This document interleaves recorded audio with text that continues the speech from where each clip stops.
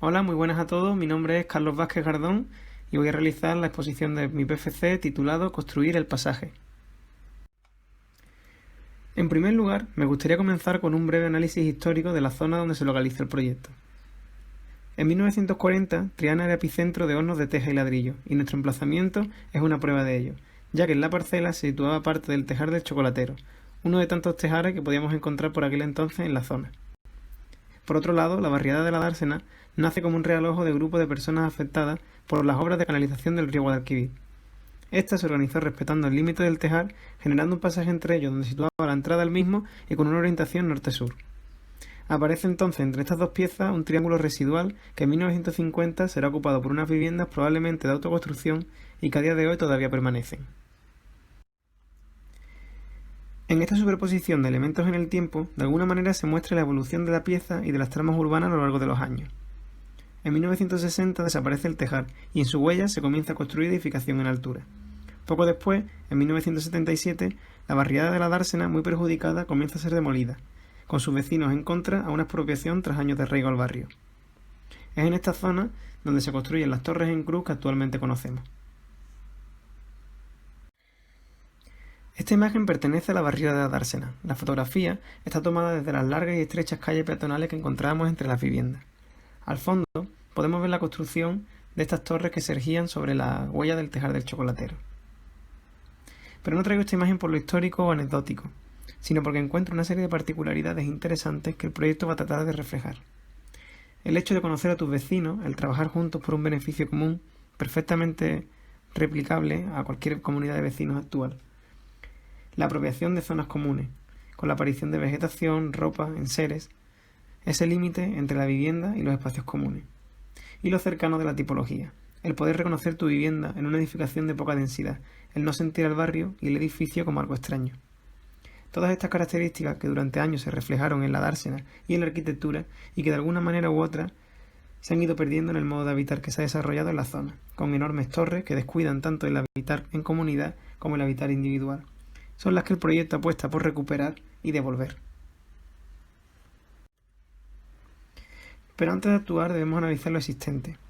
Encontramos piezas que han sido parte del entorno urbano desde hace más de 50 años y que el vecindario reconoce, percibe y recorre diariamente. Unas viviendas que si bien no tienen la calidad arquitectónica ni constructiva para permanecer, conservan la esencia de lo que fue la barriada, el vivir al exterior, en contacto con la vegetación, con la calle y con los vecinos. Un pasaje, continuación con una de las calles más antiguas de Triana, construido por la superposición de elementos en el tiempo, sin ser tratado adecuadamente, descuidado y delimitado por vallas a ambos lados, sin ningún tipo de calidad arquitectónica. Un atajo entre dos elementos tan importantes como son los espacios libres. Y por último el colegio, encajado en el actual límite, sin aire en su recorrido y sin un patio de juego de calidad. Frente a la altura y esbeltez de las torres de 12 y 13 plantas, el proyecto no compite con ellas, sino que dialoga con la escala del colegio, de las viviendas existentes, del Turruñuelo, es decir, con la escala de barrio. El proyecto va a resolver, además de un tema residencial intencionado, una ordenación sobre el espacio público y educativo. Del mismo modo que las barriadas de alrededor se conforman mediante una sucesión de planos que hacen de medianera de muro de carga, el proyecto toma esta característica y se conforma de la misma manera. La intervención conserva las viviendas existentes, entiende su morfología y las repite con la intención de construir una pieza única que articule el sector, diferenciando entre el concepto de vértice y de lado de un triángulo, y trasladándolo al espacio público y al recorrido respectivamente. Sobre estas líneas, que acabarán siendo reflejo inmediato de la estructura, se articulan una serie de piezas que responden a la volumetría reconocible del entorno. Es decir, las medidas de estos nuevos volúmenes van a dialogar por escala, tamaño y forma con las viviendas existentes y con el colegio. En este plano de emplazamiento vemos cómo se comienzan a materializar las distintas ideas que se han querido llevar a cabo a lo largo del desarrollo del proyecto. La aparición de los tres vértices de espacio público se traslada al espacio verde existente, a una zona cubierta y a la apertura del espacio que responde a la entrada del colegio. Las nuevas viviendas adosadas a las ya existentes y esta serie de piezas que equipan el límite del colegio conforman el pasaje que conecta los espacios libres. El proyecto se puede contar como una superposición en vertical y horizontal de distintos elementos. En primer lugar aparece el basamento. En planta sótano va a resolver una serie de usos enterrados, como son el aparcamiento, los espacios de instalaciones o trasteros. además de generar el suelo de lo que será el pasaje.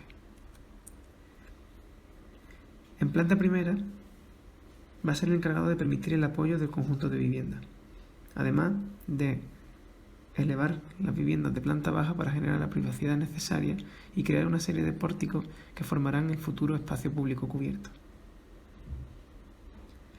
El segundo elemento son todos los sistemas de vivienda formados por paneles portantes de madera, que responden a aquellas líneas generatrices a partir de las cuales se implanta el edificio.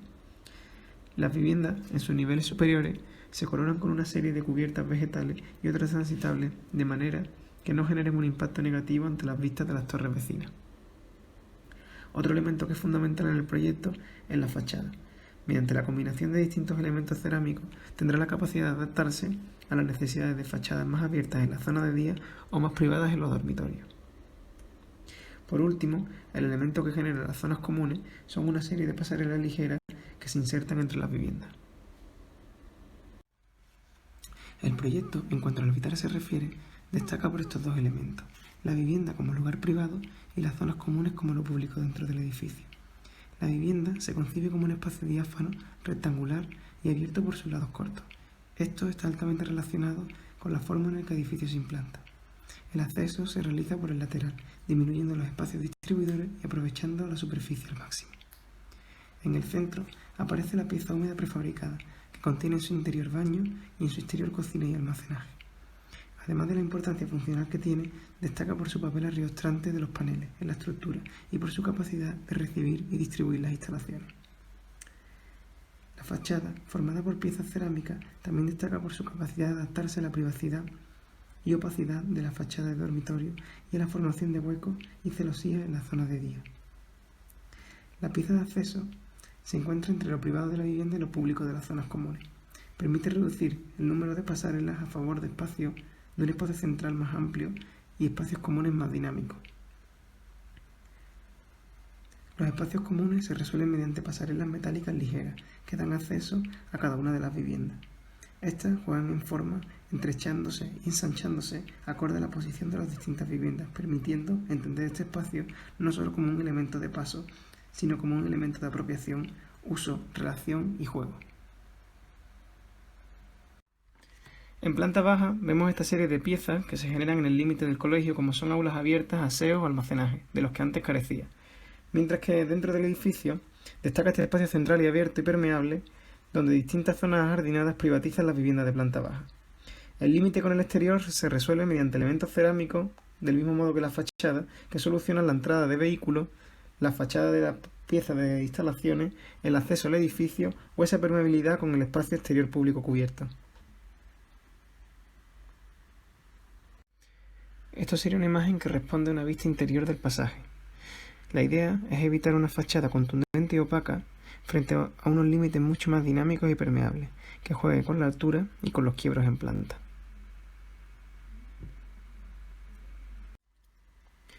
Esta otra imagen corresponde a la parte cubierta del edificio que se regala a lo público. Con estos pórticos se genera un espacio lo suficientemente amplio para que con unos elementos estratégicos como rampas, bancos y escalones, además de la sombra que genera, sea agradable tanto para su estancia en él como para ser atravesado. En plantas superiores aparecen esta serie de pasarelas que hacen de espacios comunes. Estas pasarelas son generosas en superficie con el objetivo de favorecer el uso de las mismas. Destacan cómo estas pasarelas consiguen atravesar todo el edificio percibiendo el exterior a ambos lados. A medida que el proyecto crece en altura, tanto las pasarelas como las viviendas comienzan a desaparecer, evitando formar un bloque macizo frente a un elemento permeable y poroso. El edificio en su planta baja se recorre longitudinalmente, percibiendo la amplitud de este espacio central y todo el sistema de pasarelas que lo cruzan. Por el contrario, en plantas superiores el edificio se recorre de manera transversal, donde aparecen las distintas escaleras que se encuentran dispersas y siempre acompañadas de una vista que permite percibir el exterior al fondo del recorrido. A nivel de sección, el proyecto cuenta con dos lecturas. Una primera lectura sería la sección por las viviendas, en la que destaca la densidad y el lleno frente al vacío. Incluso el aparcamiento se extiende por debajo del pasaje construyéndolo y estableciendo el nuevo límite del colegio. La otra lectura es desde los espacios comunes, donde al contrario que la anterior, destaca la ligereza, la permeabilidad y el aire. Aparecen huecos en las pasarelas que generan dobles alturas en las zonas comunes, consiguiendo aún mayor amplitud. Encontramos distintas configuraciones de viviendas generadas por ligeras modificaciones del tipo base. De este modo, un primer tipo donde la pieza húmeda central genera por un lado dos dormitorios y la zona de día al otro lado. Un segundo tipo exactamente igual al anterior, pero suprimiendo uno de los dos dormitorios. Y un tercer tipo con un carácter más temporal, donde lo que se reduce es la pieza húmeda. Aunque la escasa edificabilidad con la que contamos no nos lo permite, con ligeras modificaciones el tipo de vivienda es capaz de adaptarse a otras situaciones interesantes como son las viviendas de mayor tamaño compartidas o dúplex de 3 dormitorios. Cocina, comedor y estar comparten un mismo espacio. De esta manera, le permite a cada actividad adueñarse del espacio cuando lo necesite y de la misma manera liberarlo cuando deje de utilizarlo.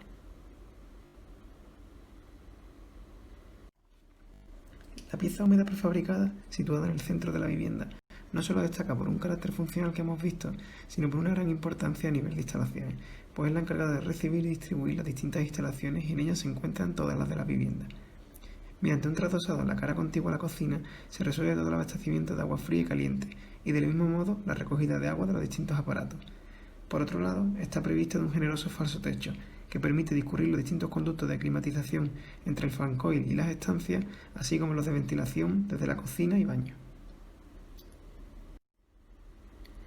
A nivel de instalaciones generales, encontramos dos grandes grupos. Un primer grupo muy relacionado con la pieza húmeda prefabricada de la que hemos hablado, porque por ella circulan la recogida de aguas residuales, tanto de saneamiento de las viviendas como de pluviales de las cubiertas. Estas llegan a sótanos, donde se unifican y acaban por derivar a la arqueta de saneamiento general. Un segundo grupo de instalaciones corresponde a la fontanería, las telecomunicaciones y la electricidad. Al contrario que las anteriores, estas discurren por plantas de sótano hasta acceder de manera vertical por los huecos de ascensores hasta las pasarelas, y es a través de estas donde llegan a las distintas viviendas. En los detalles de la izquierda vemos como la pasarela, equipada de las distintas instalaciones, abastece en el punto concreto a la vivienda. A la superior mediante un suelo técnico registrable y a la inferior mediante un falso techo.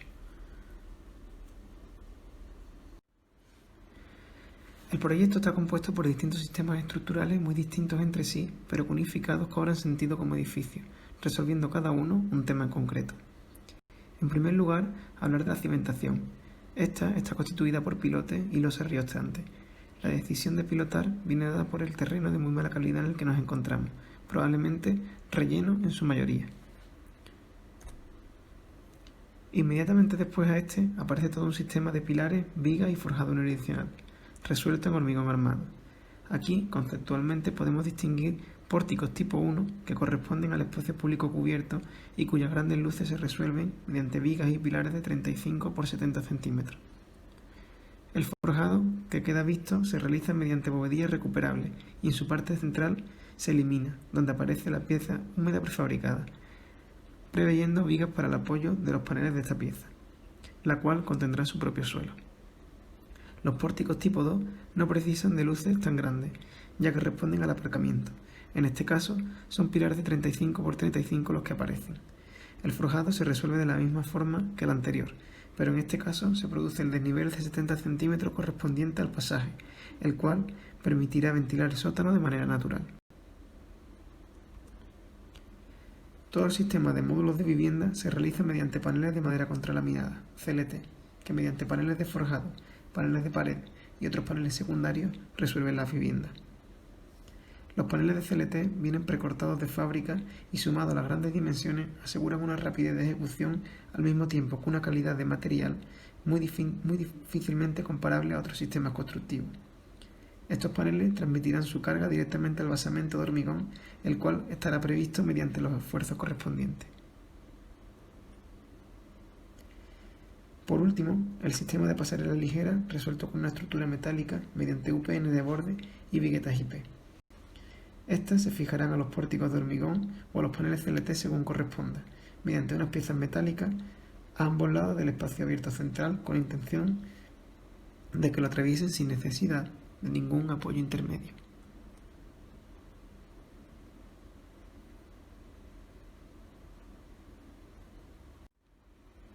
El sistema CLT de paneles de madera no solo permite una rápida ejecución, sino que su manipulación y montaje es completamente en seco, con las ventajas que esto conlleva, resolviéndose todo mediante tornillería y otros elementos metálicos.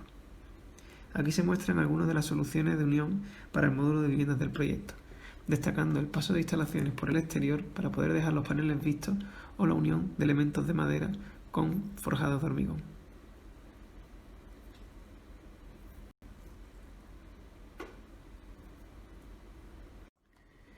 En esta volumetría constructiva aparecen varios elementos del proyecto que comentar. La fachada está constituida por una serie de capas que aseguran su correcto funcionamiento. En primer lugar, un tradosado interior que le dará el acabado a la vivienda. Después a esta aparece un hoja portante mediante paneles de segundo orden de CLT. Sobre esto se colocan una serie de rastreles de madera horizontales, separados en la anchura del aislante. Este encajará sobre ella, formando así un marco rígido, y sobre el cual se colocará la lámina impermeable. Aparece después todo el sistema de montantes verticales metálicos que sujetarán cada una de las piezas cerámicas. Estas piezas de distinto tamaño y espesor generan un dibujo de texturas cambiantes que se adaptan creando huecos en ventanas y terrazas, celosías y fachadas ventiladas. Otro elemento importante serán las cubiertas, que como una quinta fachada se le prestará especial atención. Se propone un sistema de cubierta extensivo muy ligero, que mediante aislante y formación dependiente con EPS permiten aligerar las cargas considerablemente. Por último, el reflejo de la pieza húmeda prefabricada en la cubierta se traduce en otro elemento llamado pieza técnica, que es el encargado de contener las máquinas de climatización, sumideros de cubierta e incluso instalar un futuro sistema de captación solar. Finalmente, la superposición de todos los sistemas contados en la presentación encajan, dando lugar a un edificio lleno de soluciones técnicas, pero con un concepto de base muy claro. Muchas gracias.